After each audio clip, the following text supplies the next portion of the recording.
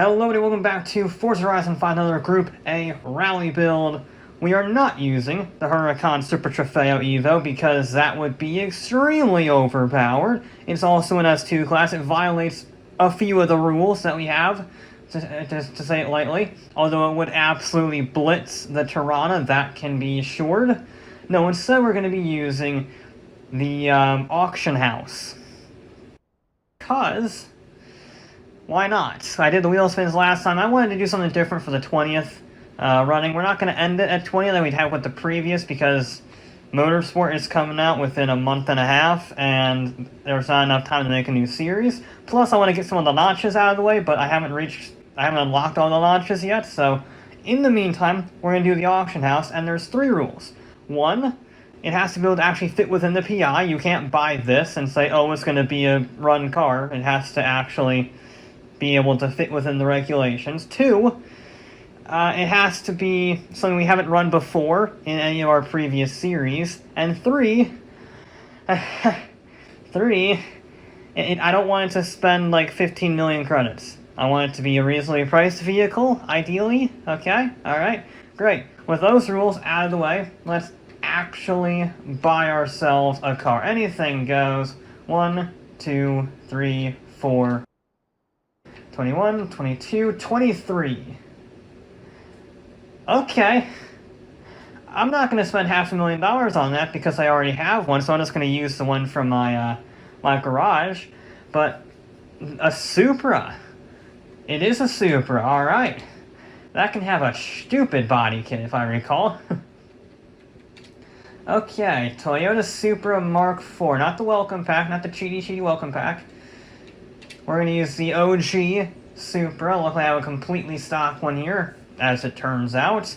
I'll put a paint job on it later. We need the semi-slick tires right now. We need maximum tire width. Before I do that.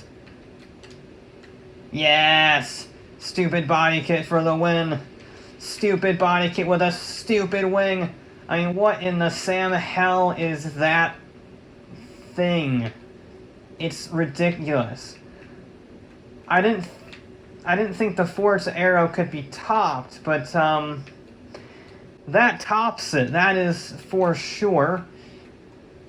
We're not going to do any of those because I have to actually add weight, so let's not worry about those. Now we go get the bigger tires. 3 4 5s on the rear, 2 9 5s on the front. That is more like it. Those are huge tires.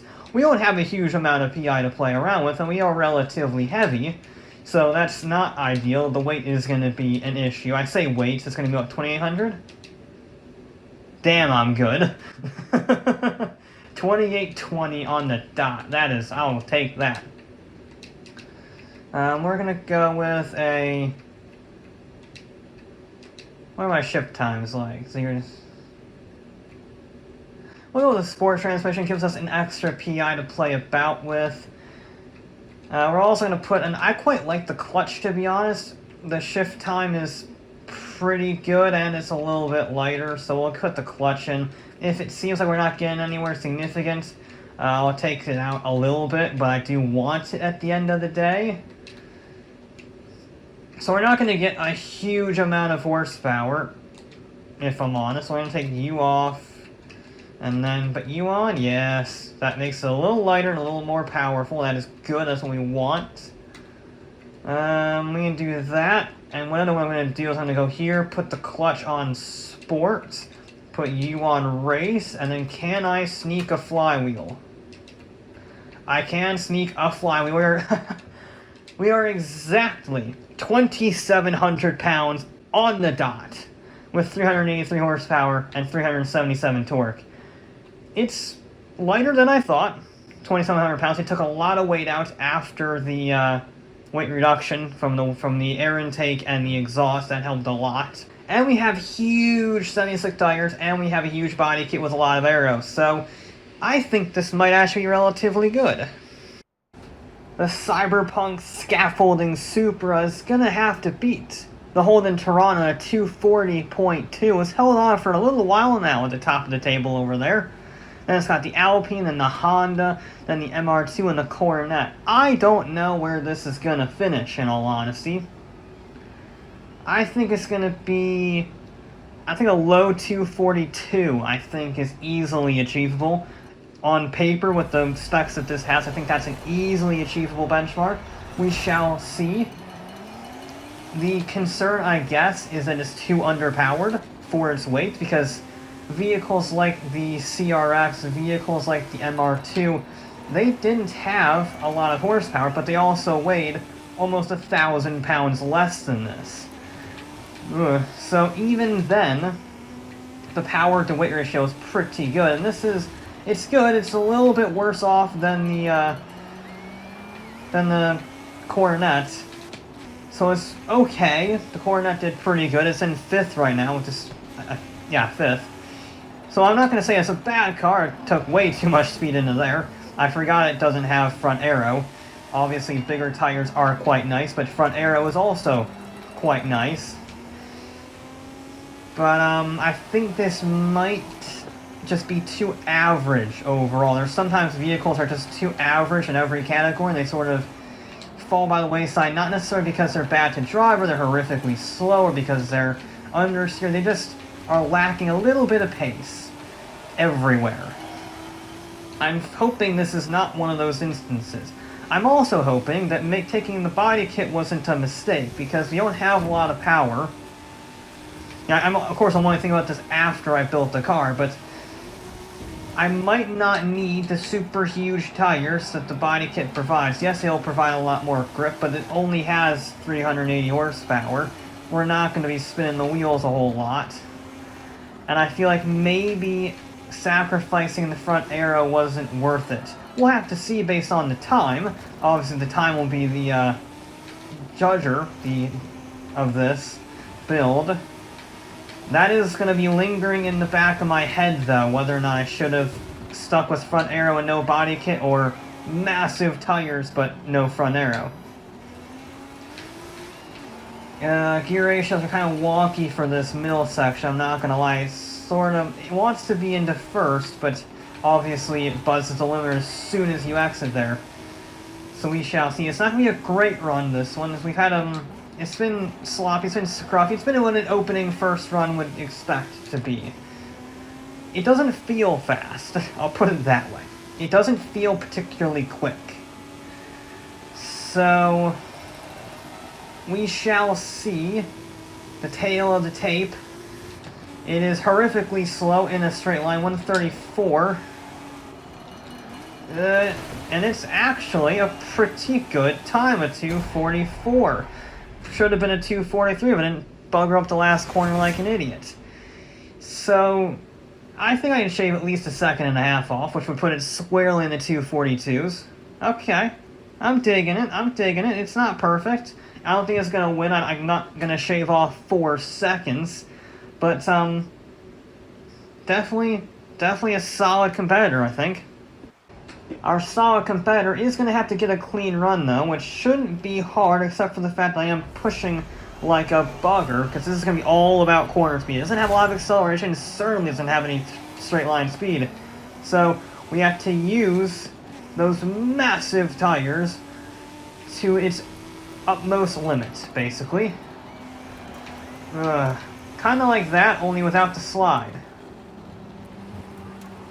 There we go, that's more like it. Maybe I won 2nd on the way out. I'm not sure it really mattered in the grand scheme of things. It does get a bit of understeer. I think that might be the lack of front aero. That might be an issue. We're going to try and be smoother through here. Again, brake early and power through the exit. Nicely done. It just keeps it planted, just keeps it stable. And that is what you want on this course. You want to be able to carry the speed. You want to flow through the corners a little better than that one. But you want to flow through the corners. And then just carry the speed. That's good speed. And then early apex, carry the momentum. This is kind of like, yeah, you almost have to drive it like an MX-5. In the sense of, it doesn't have a lot of power. Its acceleration is abysmal. But it has that lovable, chuckable nature to it. And you just gotta be brave, essentially. Be very brave. Nice and early. Yeah, I'm going to leave it in second for all the hairpins. I know it might bog down a little bit. I just think that's going to be the right course of action. A little cowardly through there. I didn't think I had it quite set up. Why are you drifting? There's no reason for you to be drifting. You have huge semi-slick tires and a big wing. Drifting is... I know you have the Falcon paint job on you, but come on. Let's be sensible here, alright? We're trying to beat a Holden. We're trying to beat some of your siblings, the MR2 specifically. Ooh. It carries really, it really likes that section. I can be a little braver through there, but of course being braver puts you at risk of hitting that wall, and that would be detrimental to our time. I think that was pretty good. I think that was pretty darn good. I can be braver in areas, but that was a pretty clean run. A perfect second run, if you will. Don't upset it too much. Just get a solid lap time in. I might want third there. Holy Toledo. Yep, 242.3. There you go. Beat CMR2. We need to shave off another 0.3 of a second in order to beat the Mugen. Put it on the podium, which again is definitely doable. I leave it in third on that final corner. I'm a little braver.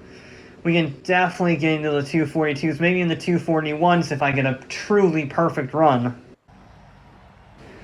So here it is. Last ditch effort for a perfect run. A lot of these vehicles can get perfect runs, and indeed my photo run, for what I call it, where I get the thumbnail. Those are much better, and they have frequently been like to a second a lap faster, but the challenge is, can you do this in 3 attempts?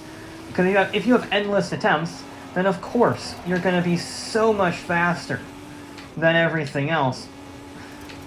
But that doesn't test the drivability, doesn't test the controllability of the vehicle, the ease of extracting speed, and that is why you have a limited number of runs. Plus, it prevents it from going on forever.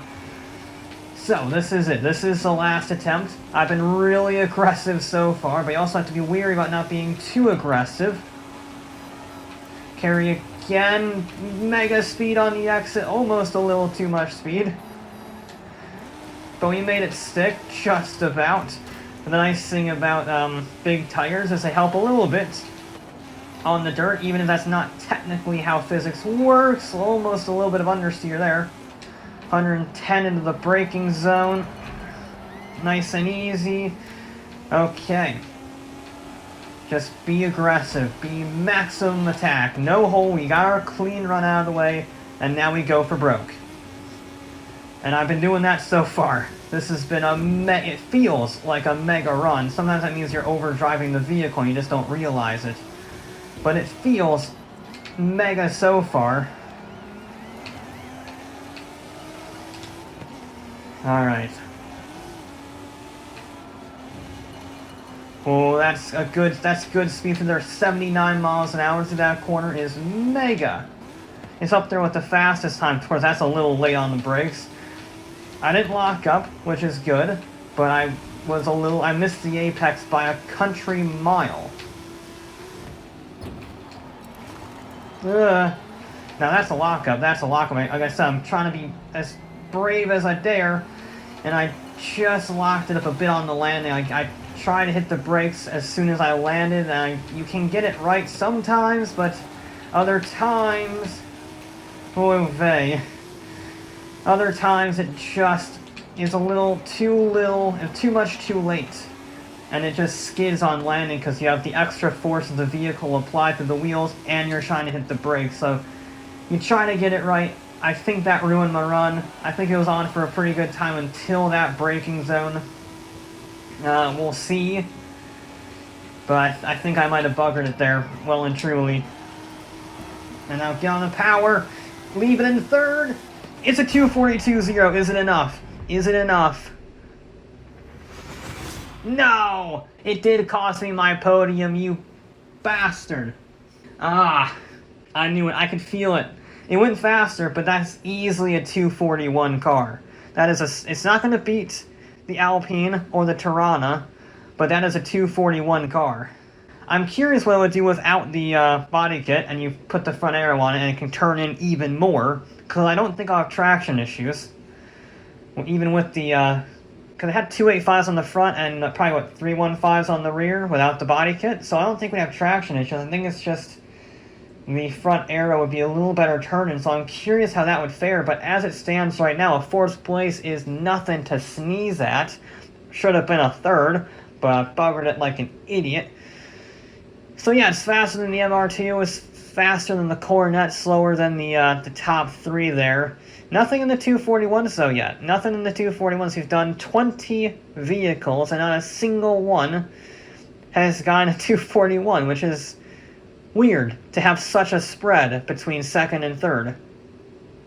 I mean, it's 1.5 seconds between 2nd and 3rd, and nothing's gone in between there. This should have, but it didn't.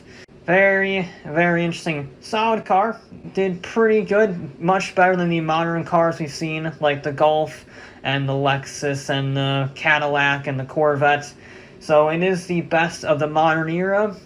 Still a little ways to go to get to the Toronto, though. But that'll be it for this episode of Forza Horizon 5. I'll be back with more.